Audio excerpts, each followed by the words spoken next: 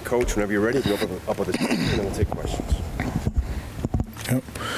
Good afternoon, everyone. Good to see everyone, and good seeing everybody out. Thanks for everything you guys do in terms of covering us and just being present and giving us this great presence and from a local stage and from a national stage and national presence as well. And, we came off of last week on the road at Bowling Green, and number of positives, also a number of things that we got a chance to talk about with the team. Love the fact that we were able to take the ball away in multiple occasions, and it's a big emphasis that we put on our team really from the beginning of training camp in terms of how we attack the ball, and knew with it, there was going to be a big challenge in front of us in terms of their style of offense and the improvement that Bowling Green had really made from last season to this season, and really proud of the energy and the enthusiasm and the edge that our guys played with, and from an offensive perspective, being able to run the ball and get the run game going and push the ball down the field when we needed to.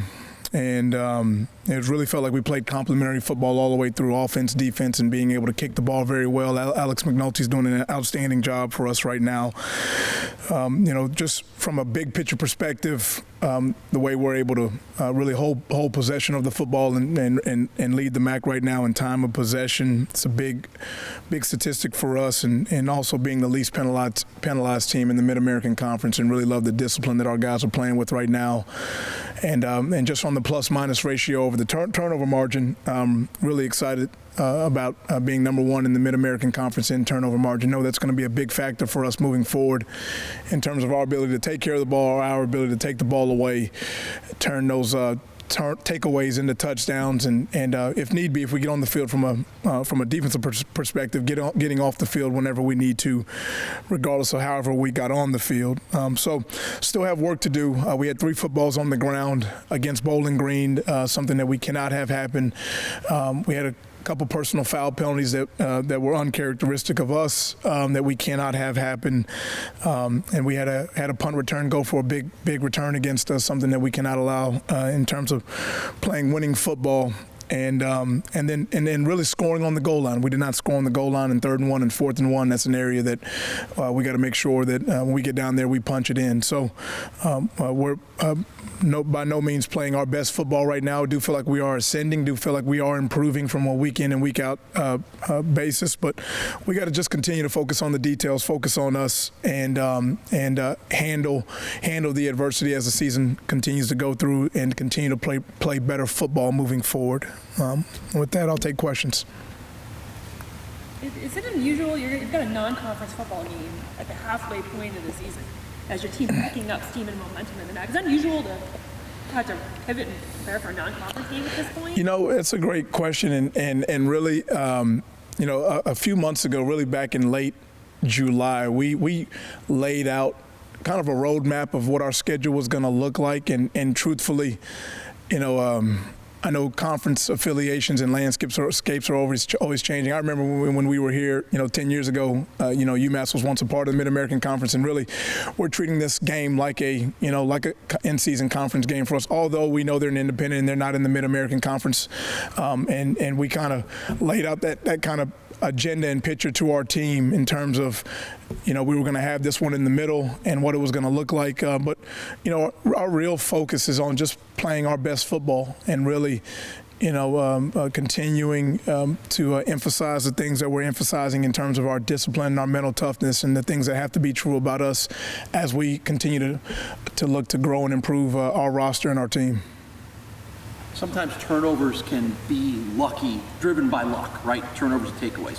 What have you tried to do to take the luck element out and make your team better at taking the ball? Yeah, we emphasize it so much, Paul. I mean, to a point of exhaustion, we emphasize in terms of, it's just a mindset. It's about, like, Jamin Muse. You look at that play with him. I think, maybe an untrained player in that situation is just thinking, hey, I got to tackle the football. They pop a long run. How do I get the ball on the ground? But what we did was we linked in some practice clips of some ball fundamentals and ball disruption drills that we do, and then we correlated it to the game. And, I'll tell you, man. I mean, every takeaway we had was the exact same, things that we do in practice in terms of how to take the ball away. It's one thing to emphasize it, and then it's another thing to drill. Anything you can teach, you can drill. Anything you can emphasize, you can actually drill, and then you can review the drill and then make that drill become game reality. So I think it's a credit to our players of taking ownership in the drills that we're showing them to do, and then ultimately the players got to take it on the football field to go make those things true. And then it is a mentality. It is a mindset. It is an attitude. When you get to the football, what am I doing when I get there to actually take it away? And just having that ball disruption and ball disruptive mindset is a big key for successful defensive football. Coach, there's always room for improvement, but your defense has allowed 34 points over the last 10 quarters. I mean, what have you seen that's been, the change or cause of that? And I guess, what's the key to improving that and going forward? Yep. Maniac, we talked about a month ago how we wanted to continue to grow and improve and really being able to point out errors and correct them, and the only way, when you have success, you want to know why you had success so you can repeat it so it can be sustainable. And when you make mistakes, you want to know why the mistakes were made, because if you can't point them out and you don't know why, they'll repeat themselves and they'll happen again. We put a big emphasis on just, fundamentals. And it's something that it's not a new thing for us, but sometimes, in leadership, you have to reemphasize things, and sometimes you have to make an adjustment or make a change. But what I really love is that, the maturity of our guys to be able to take those corrections throughout the week and then apply them on the practice field and let those practice reps become our game reality. They have done a phenomenal job with that. And just being able to set the edges, being able to, plug gaps the way we need to plug gaps, play over the top, and then play square and fundamentally sound on all three levels of the defense. And then also in tying in our rushing coverage and also our blitz game, we feel like there's really a sense of confidence that's growing. And then we just got to stay in the mental sweet spot of improving, and how can you get better? And I think that's the area that you want to remain in, and our guys have done a really good job with that. Well, Mike Washington says the running backs all share each other's success. They don't care who gets the credit. So is he starting to make a case for a bigger role here, kind of like Dylan did last year? I would tell you what you said from the beginning is exactly where his mind is, and it's the team. And Mike really understands that, and he's a young guy that's just maturing his maturity is accelerating. It's just growing. And I think, you got 110 guys in that locker room, and they all understand, the rising tide is going to raise all the ships. And, the team success is our own individual success. And if you want to accomplish great individual goals, go accomplish great team goals. And I just love the fact that our guys, although there are a ton of individual efforts that we highlight and we point out that are doing very well for us, the team's focus is truly on the overall commitment and success of the team. And but we need Mike to continue to grow. We need Sean Dolak to play the way he's playing. We need Cole Snyder. We need Des Bassett. We need Jack Haas. We need all the guys just to continue to grow individually. But let's just keep the focus on the team and keep the focus on how can we do what we need to do to go to accomplish the mission, which is going 1-0 at the end of the week. The UMass, Don Brown, their head coach, is clearly seen as a defensive coach. Defense is kind of his brand and his program stamp. Now, how, even if UMass's record is 1-5, status shy, how do you prepare to face a team, that kind of has that trademark? I think they've only allowed like an average of 190 passing yards a game. Right. How do you prepare a team that's defense hard? If you look at the last 2 weeks, first off, Don Brown, so much respect just for, if you watch his coaching career, just seasoned coach and tons of success, been successful at a number of places, and really one of, from a big picture perspective, one of just the best coaches that have done it over a long period of time, mostly as a coordinator, also as a head coach formerly at UMass, and was at Michigan, was at UConn, was at a number of places, just being successful and just really known, especially in this part of the country, just for all the overall success that he's had in his coaching career. But if you look at their team the last 2 weeks, Liberty and Eastern Michigan, they've played their best football, UMass has, over the last 2 weeks. And, you can get caught up and wrapped up into an overall statistic and an overall record, but you really got to pay attention to trends and where a team is trending. And I think they're improving. I think they're playing better. They're playing. This is not the same team that was on film a month ago.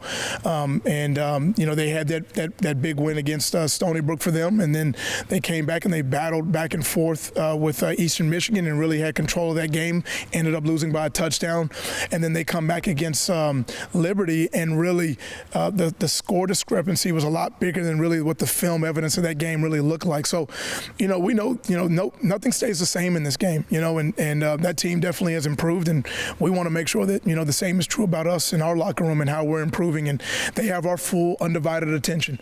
They have 100% of our attention. We know we got to have a mental toughness and a physical toughness. We know we got to have a chip on our shoulder. We know we have to have discipline and execution in the moment, and we got to have poise, and we got to play with great poise, and we got to be us and play our game, and we got to go be our best when our best is needed Saturday at 1 o'clock so we can put ourselves in a position to win. They played 2 MAC teams this year, somewhat unusual for a non-conference opponent. Does that help your scouting relative to seeing what they do against teams that you're going to compete? Yeah, it gives you kind of a good little perspective. I think that's fair. It does. It gives you, we know about Eastern Michigan. We know about Toledo, obviously, because they're on our schedule and all the success that Toledo's had. And so, but we evaluate, try to evaluate every piece of information and then, what they're doing and then how they're doing it. And then, just getting our answers together in terms of what we feel like our game plan is going to be to go out there and give our guys the best chance to go be successful. But, so many of these games, when you get in the midseason, there's an opponent, there's things that they do, and then you go right back to yourself. Our biggest opponent is really in the mirror. And that's not to take away from any other person that we're playing, but we know, that we can't be our own worst enemies. We got to play disciplined and sound football, and we got to continue to get the ball in the hands of our playmakers, and we got to play really, really well in all 3 phases to go be successful. You're past the halfway point of the regular season. How was your team's health going into the second half of the season? So you guys were wearing pads today, but how was your team's health overall? Full padded practice today, and we are mentally very strong, and I think physically, from a physical standpoint, Coach Cole and Emily Galbraith, our nutritionist, they do an outstanding job of making sure our guys are, we have the right nutrition, we have the right hydration. I think if you've seen a common trend of our team in the last few weeks, we've been getting off the ground and getting ourselves back to the huddle, and big collisions have been made, and we found a way to get up off the ground and get back to the huddle. I really like the mindset of where our team is right now, and we just got to continue to press things forward and move forward and take care of our bodies throughout the week and get ourselves mentally prepared to go play. What's your offensive line's mindset? They seem to be coming together pretty well.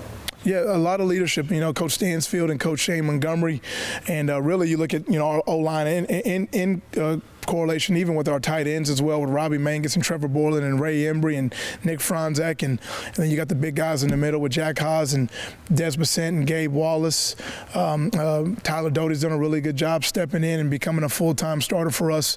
Just our mindset.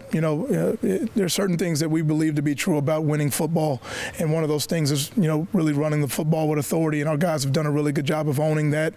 If you come to our practices in the middle of Tuesday, they're very spirited.